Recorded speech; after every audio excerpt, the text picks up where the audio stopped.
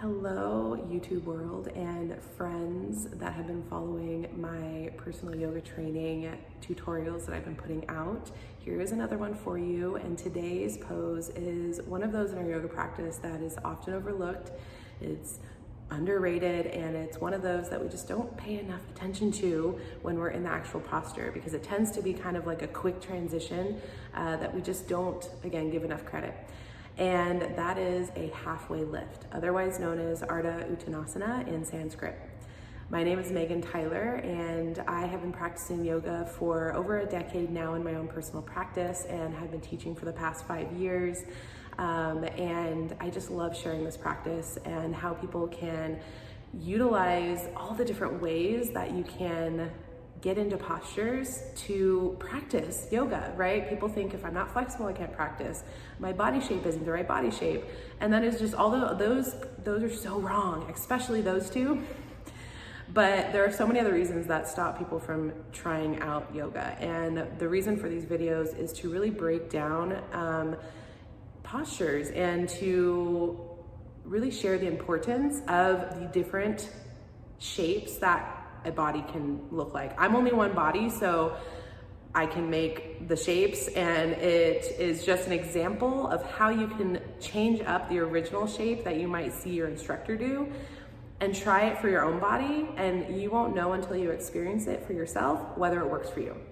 So that's why I'm making these videos, is so that you can have the options, see what those options are, and try them for yourself, whether that's at home, on your own, in the privacy of your home, and then you take them into a group class, and you have a little bit better understanding going into a situation where an instructor can't necessarily break this stuff down for you, and you're just kind of flying into a flow, like you're just kind of thrown into it, right? So join me on your mat today for a halfway lift, and let's break that down and understand the importance behind this posture and why it is one of those ones that's underrated and should be taken a little more seriously when you practice it. So come on, back to our mat. So for our halfway lift, it is exactly what it says. You're lifting halfway. And so usually where that is coming from is your forward fold. So I'm gonna set us up in a ragdoll to start with our feet hip width distance on our mat. And I'm gonna be folding forward from the hips, bending my knees nice and deep, allowing my arms to be heavy and my head nice and relaxed. So if you look back at my ragdoll forward fold tutorial, you can see some options to use blocks in order to get into a comfortable shape here, so you're not pulling into the back line of the body. Now, when we do a halfway lift, we're normally coming from our forward fold into that halfway lift, lifting the chest halfway, and then we're dropping down and continuing on with our flow into our Chaturanga, if that sounds familiar, if you've been through that before. But what I see a lot of people do is when they halfway lift, they round into the back and they just kind of lift halfway, right? You're not really doing anything for your body here if you're just lifting the body, right? You're not engaging anything. So the idea of breaking down this halfway lift is really understanding where you're supposed to be engaging into the muscles, what you need to be doing here to take advantage of this posture for your practice to set you up for postures that come after. So from our forward fold, our halfway lift, I encourage you to practice a halfway lift, to strengthen your halfway lift with your feet hip width distance, and just practice lifting up halfway using blocks.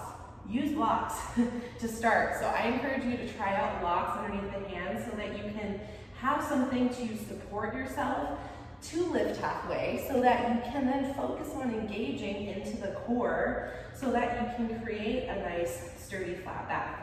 Because what a lot of people do is they round into the back, and you see this kind of humping happening through the upper back and even down into the lower back. And so what you're supposed to be kind of thinking here is long through the spine. So my gaze is slightly forward in front of my mat, even in front of my toes, allowing length from the tailbone all the way up the spine, right? So you're creating a nice flat back as you roll the shoulder blades down and back. And maybe my hands are resting on those blocks, again, to help keep this lift so I can create that engagement. Now from here, my core is also working, right? My core is engaged because it's two sides to one coin. The core is engaged, the back is supported. And then I'm also engaging slightly into the legs here. My knees are kind of bent, supporting me in a nice cushioned, sturdy stance. And right here is a nice, strong, right, halfway, almost 90 degrees. Doesn't have to look that way, but that's kind of where you're wanting to go, is you're creating a nice straight line down the back is the goal through that engagement, right? Use blocks if you feel like it's too much to lift the hands, because this is a lot. You're keeping everything up here without those blocks. There's a lot more engagement happening. So use those blocks, right, to work towards this. And a way to build this up is just halfway lift, engage those muscles, and then forward fold. Relax, take a moment to reset. And then when you're ready, find your halfway lift. Re-engage into those muscles, and then fold, right? You can do like set to 3 to 5 of those in the morning, practicing this halfway lift, right? If you feel like the blocks up on their ends, it's still a little too far away, you're still having to bend down a little too much because maybe you're a lot taller than me. Take 2 more blocks. Use blocks. Take 2 more blocks, prop those up so you have a little bit more height. Maybe you have 4 blocks and then 2 blocks on top of those, right? Get as much height as you need so that you can practice this top part of the body, right? That top part of your engagement here, hinging from the hips, so that you're not just kind of dumping and you're just compensating up here by just kind of lifting the chest and just kind of hanging here, right? That's really not doing good things for your low back, because if you're not engaging into your core, you're putting strain on that low back, right? So that's where I want you to start, with those blocks. If you feel like you're ready to step it up a notch and kind of work towards a stronger posture, then from your forward fold, you take those feet together, right? You take those feet together, and as you fold forward, you're finding already a deeper stretch down the back of the hamstrings, down the back line of the body. Now when you lift into that halfway lift, you can still choose to use blocks here, but maybe you notice with feet together that you're finding a lot more stretch down here, so that you have those blocks to help still with that engagement, because you're just getting used to this stretch here. If you feel like you don't need the blocks, the hands can rest on the shins.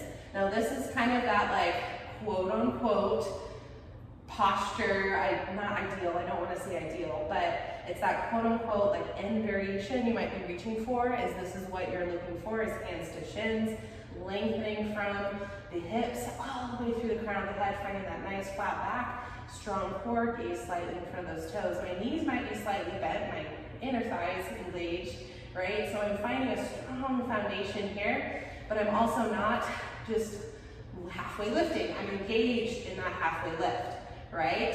And what this is doing, I'm already feeling it, is it's strengthening down the back line of the body. It's strengthening and stretching at the same time your calves, your ankles, your hamstrings, your glutes, your lower back. It's strengthening your abdominal wall. It's creating core strength, creating back. So much in this posture that is overlooked because we're not engaging. We're not taking the chance to activate those muscles as we halfway lift in the places that are really gonna, again, get the most out of this posture, right? So don't be afraid to use blocks. Blocks are our friend. They are never something to be ashamed of, especially when you're working to build that strong foundation. So remember that when you are using or going into that halfway lift in a flow, engage into those muscles. Slow down a little bit. Think about what you're doing, right? And then let me know the difference that you may feel. You might start to feel soreness in the back, right? In those muscles that you may not have been using in that posture before.